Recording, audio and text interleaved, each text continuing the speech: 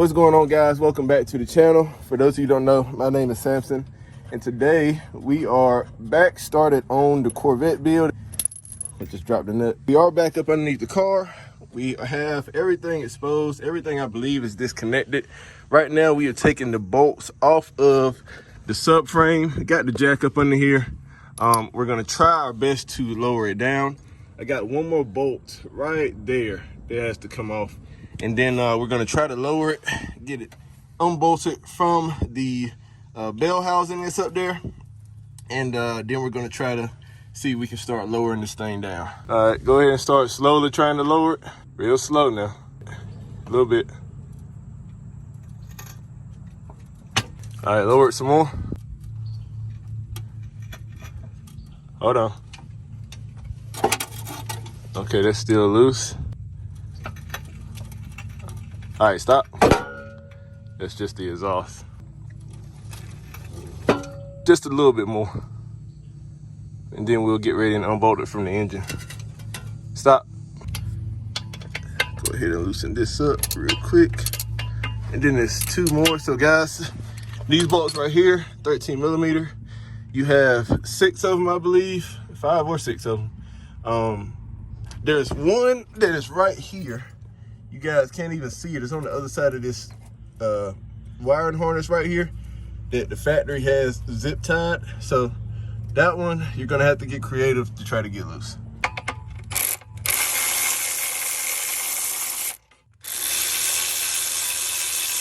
All right, guys, so just wanted to show you, we do have the torque tube disconnected from the bell housing.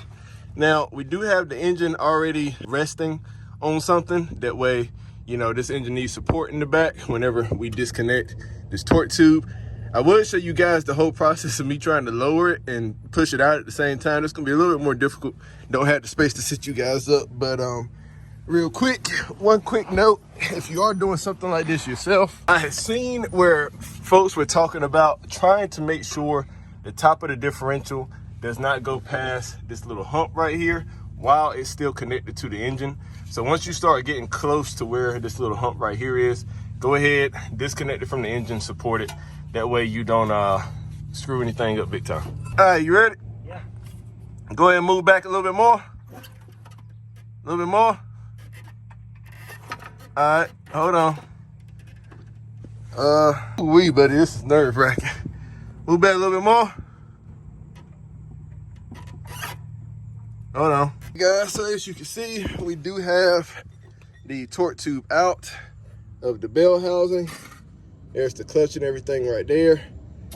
I got a feeling I'm probably gonna have to replace that throwout bearing. Not throwout bearing, pilot bearing. But just got it mounted up. Had to slide the transmission back, I would say about a foot or so, maybe a little bit more. And this came out. So we're gonna go ahead and do is replace the slave cylinder. You can see I already got this bolt right here loosened up. Also need to replace the clutch. Of course, in order to do that, we're gonna loosen up these bolts. And that's surprising, this one right here is already loose. That ain't good. Yeah, that ain't good. I ain't even touched. Is this one loose? No, this one right here is already loose and I ain't even touched it. Wow. And this is all stock. So, well, it's talking about a 24-year-old car. Yeah. Of course, in order to get these off, we gotta loosen up these bolts to hold the pressure plate on. We're gonna turn the motor over. To replace the rear main seal, I'm not sure if I need to take off the bell housing or not. I'm hoping that I don't have to, because that's gonna be a headache. But we're gonna see how it goes. Yeah, I mean, especially like I said, considering that it's stock, that's just wild to me.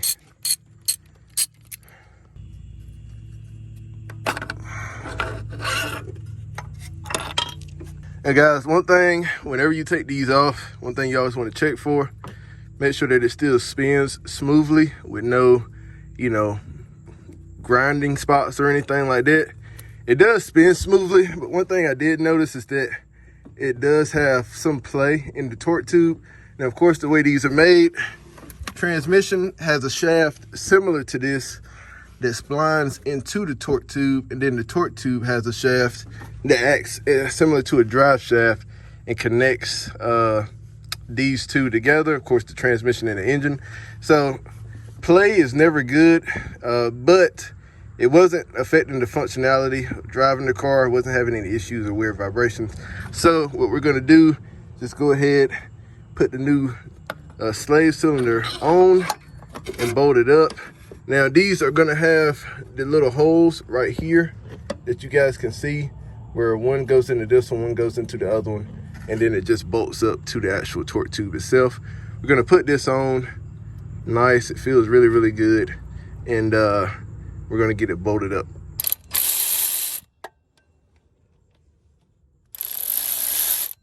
All right, guys, so as you can see, we do have the pallet bearing out. We'll try to get all this grease and stuff out of here. One quick tip for this pallet bearing. These things are in there. Of course, they're press fit. I think these Corvettes especially, but they have these things in there insanely tight. Here's the pallet bearing. So I have read forums where guys have tried everything to get these off and had to revert to basically cutting them out with the Dremel. I tried this tool right here for a while. I went and got this loaner tool from AutoZone, but the actual teeth right here were a little bit too wide to fit inside this this bearing. And so what I ended up doing was just working on it long enough with this tool that I believe I got from Harbor Freight, which I've modified to sharpen the edges a little bit, to the point where I actually broke off the inner race that has all the needle nose bearings in it. And once I broke that race, you guys can see just right here where the lip on this inner portion right here has started. Yeah, look at all the needle nose bearings. There's the little pieces of the race right there that sits inside here, and you can see where it was just bending right here on the edge. So once I broke that out, thankfully, I was able to get on this outer lip right here and pull this thing out. So guys, if you end up doing something like this, make sure if you're not able to get it out using any type of hydraulic pressure with grease and bread or grease and paper, and you're struggling using the tool, try your best to just break the inner race in here with all the needle nose bearings, since you're replacing it anyway, and then you can get on this outer lip and pull it out. And last but not least, make sure that you're just persistent with it, because I think you guys see it's about daytime now. I mean, about nighttime now. I started on this, I believe it was around 3 o'clock is when I started. And it's probably close to 7 now, so 7 to 8 right now. So just make sure that you're persistent, because it might take you a while. We are replacing the rear main seal while we're in here. In order to get that done, whenever you might as well do it while you're already under the car doing everything else in this area. But there are 4 bolts up here at the very top. In order for you to actually get those bolts all the way out, you do have to at least loosen up the bell housing. The bell housing is 5 bolts.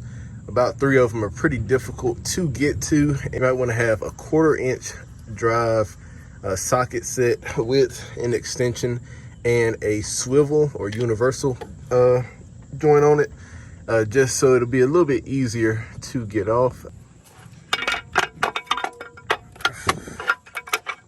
Alrighty, so there is the rear main seal, and here is the old gasket.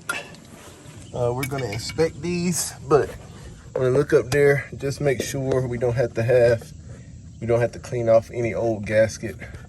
It does look fairly clean, so I think we'll be good to go to just wipe this surface down, put a new rear main seal up there. You guys can also see, at least I can try to make you see, where I have already installed the new pallet bearing right here. Everything on that is good to go. I did stick it in the freezer for a few hours before I installed it so that the metal would shrink and I could just go ahead and hammer it in there.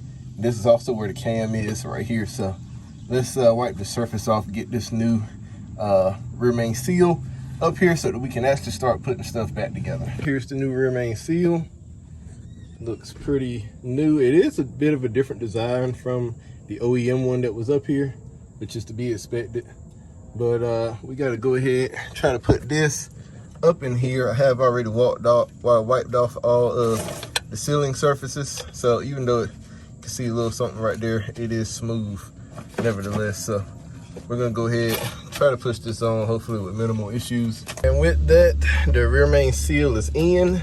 As you can tell, not only has the seal design been updated, it looks like, for this car, the bolt design has also been updated. These are the old bolts. I think that they're also a little bit longer than these as well. So it was a lot easier getting all these in here and getting them tightened down.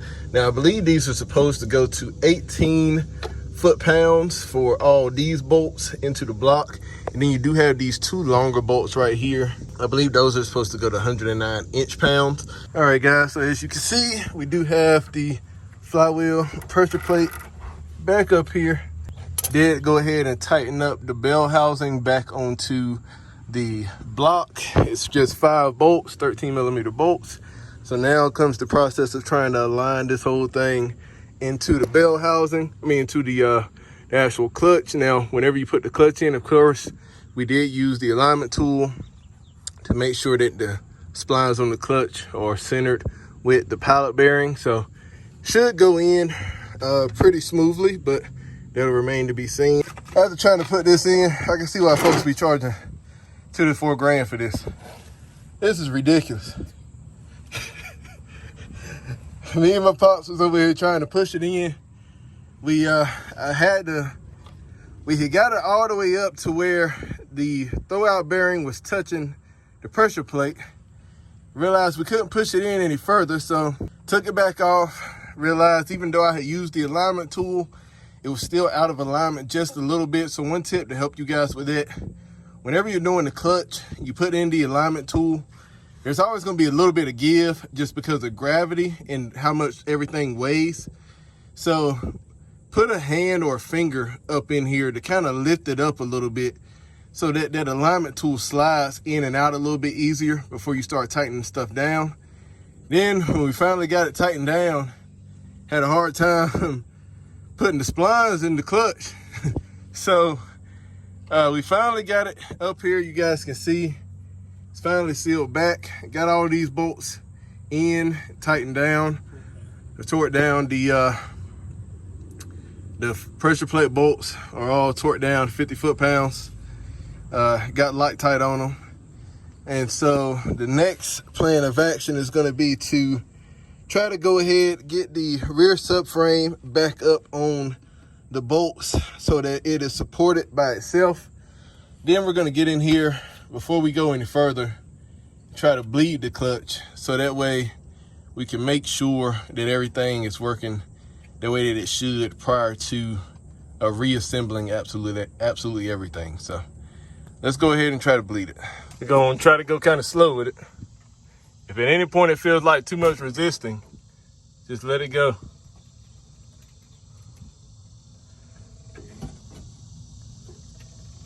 Hold on. I think it was just sliding into that hole. All right, go up. Hold on.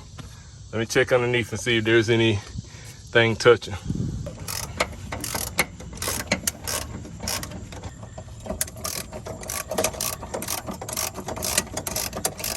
All right, guys, so as you can see, the subframe is back up under the car, supported by its own weight and bolts. Torque tube is already back in. We did go ahead, put the shifter back in, check to make sure that it went into, ooh, it's hot in here. Make sure that it went into all the gears, stayed in all the gears. And so should be good to go on that. We did bleed the clutch. I do want to bleed it just a little bit more, being that I changed only the slave cylinder, not the master cylinder as well. It's definitely working a lot better. I think to get it working 1000%, I think I might have to change out the master as well, but it definitely does have a pedal now. So I'm gonna bleed it a little bit more, see if I can get any little bit of air out of the line that might be in there, and then we'll call it a day. You need to go ahead and get this suspension back up. Now this suspension is held on by these, for one, the actual leaf spring, and then this other piece of what I would call wishbone suspension. And so I do have to use the jack to lift it up a little bit to get the shock back in that housing. You can see I did just put all the bolts back where they were when I pulled them out, so shouldn't have any issues with finding bolts. All right, guys, so I didn't film the startup because it involved a lot of trying to jump the car because it is super dead. But as you can see and hear, the car is running. He does just have a stock exhaust up here, so it doesn't sound as loud as my car does over there. But it is running. You can see the interior is all back together.